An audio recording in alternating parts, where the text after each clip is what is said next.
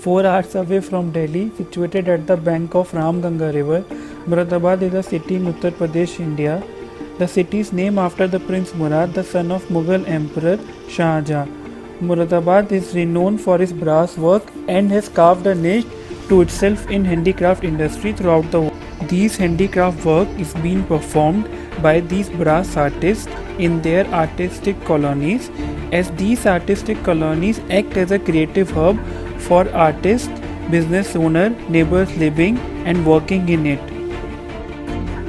These brass artistic settlement is developed along the periphery of Ramganga river. The Ramganga river basin provides the best quality of sand, ideal for the casting and molding of brass work that is not found anywhere else in the world.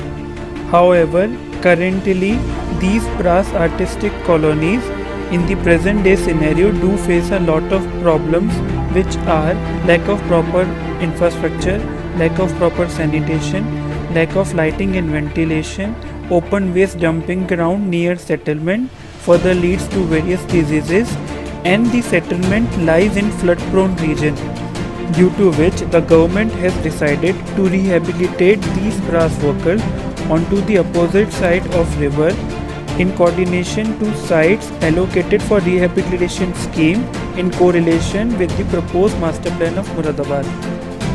What are we proposing for the project is a live, learn and work based environment for the site.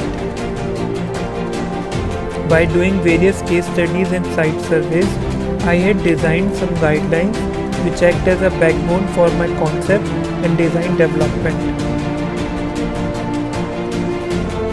Initial concept for design development was the reinterpreting the traditional system of courtyard for new housing schemes. In the proposed housing scheme, the vehicular road is limited to outer periphery of plot and the build form is divided proportionately by linear pedestrian grid which forms chalk at the junction, and the central green space is being provided at the center for housing scheme which act as a Maidan for whole residential area.